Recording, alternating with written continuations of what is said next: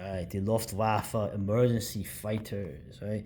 And you have all these called the Blamenvoss, the Heinkel, the Junkers, Messerschmitt, Focke-Wulf, all the different companies, right? There was sort of like this, like, how did he describe it, right?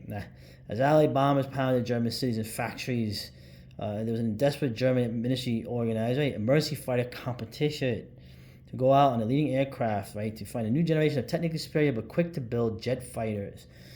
So you had the ME-262 in combat, but they were trying to look for the next generation of these emergency fighters. So they sort of made a contest between a cutting edge set of designs, right, for all of these companies here. Right. Now, most of these were not made, if at all. Okay. Now, when you look at this, the whole key with the Luftwaffe emergency fighters is the two. And you'll see some cool designs here, like this cover. Once again, it's another what could have been Luftwaffe 1946, right? On the front cover, right? Like the ME 1101 jet fighter. That was one of the ones I think they wanted to make. One of the two to tie for the winner of this contest. Right? Finding a meteor. What is a meteor? What is this? The British had jets too, right? This is their jet fighter. Apparently, none of them were in Europe. They were used in England, I think, secretly, right? But already you see the summer of '46, the war is continuing. Yeah, you're never taking the fatherland. I guess you did. But the interesting thing about this, of course, is here I'll show you. This is a cool ass picture. This is probably one of my favorite. Remember, I like art. I'm an artist. I appreciate art, right? Not just photography, not just history, not just models, not just all the things that tie in. Look at this awesome Defense of the Reich, right? The Focke-Wulf TA-183. That was the other winner of the contest, fighting some B-17s in the late summer of '46. Okay. Yeah, get him. And they got those cool, those RM4s, man. These things were nasty. These things were also, there's a whole other thing you could do on those. When these things hit, man, these B-17s were falling apart like friggin' paper. Now, when you look at these, though, these look kind of familiar, though, right? The design. But anyway, let's just go through this. Now, it's funny, too. The voice starts out with, hey, we're making our jet fighters like a guy making one in his backyard. Oh, jeez.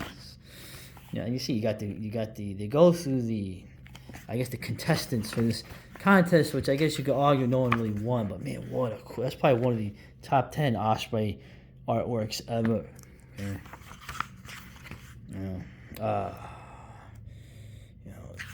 Let me still go here. Of course, always the jet engines, right? Now, this idea, what is this? The swept wing design. Okay, the swept wing serves to reduce the element of airspeed perpendicular to the wing leading edge, neutralizing the increase in turbulence and drag that occurs at near supersonic speeds.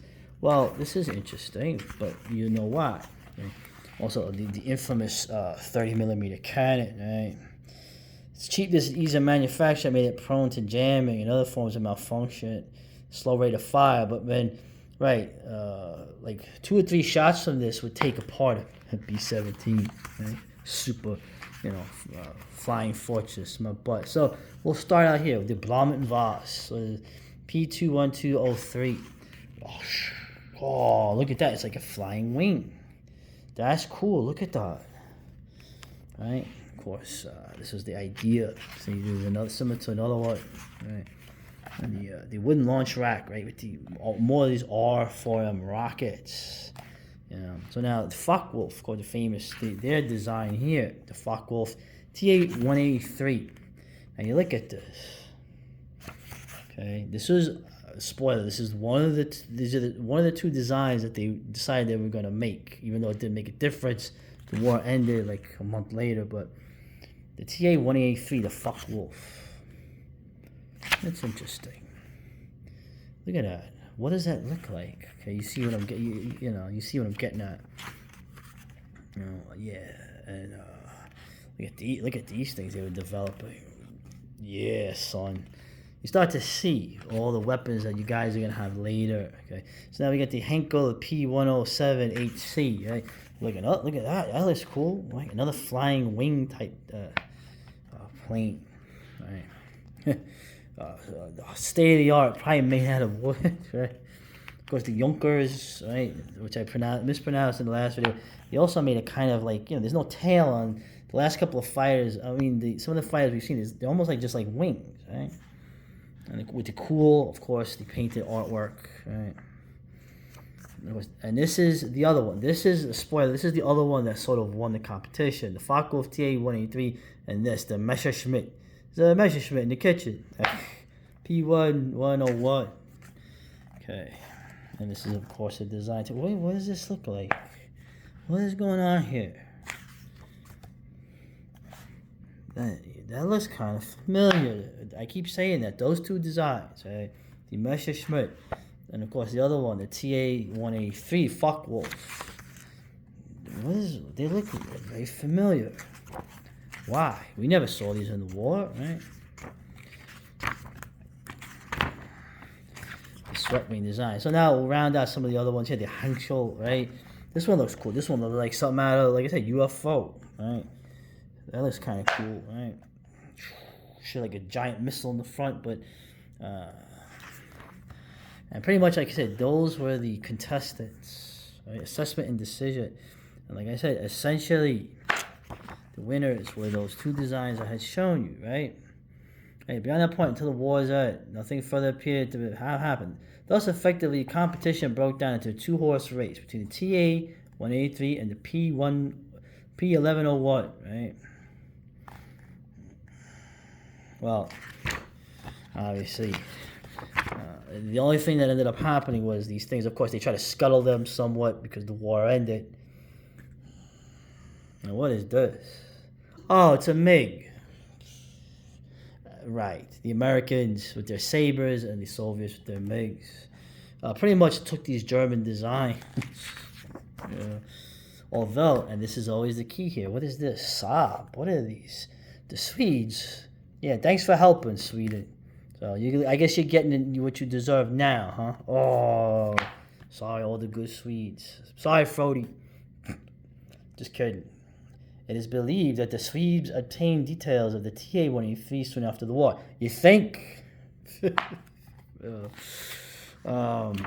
yeah, right. Essentially, this sweat wing design. They took everything from the Germans. So now, literally 5 years later, you're gonna have sabers and you're gonna have MiGs going at it. Okay, pretty much these planes. And it's cool that some of the designers, a few of these guys didn't get scuttled up, didn't get snatched up by the Americans or the Ruskies. Some of them got to Argentina. Yes, that's a win. And started working for Juan Perón. Yeah, see some of the work here. So, very cool, very cool. Some of these guys, managed to, look, the X5, okay. It's an American plane. The sweat wing, actually, you can move the wings. I thought that's interesting. So, but, very interesting look at aircraft. And like I said, with a cool cover again. And still, I'll say it again. Best, top 10 Osprey artwork without even trying. Okay. Right here. Yeah.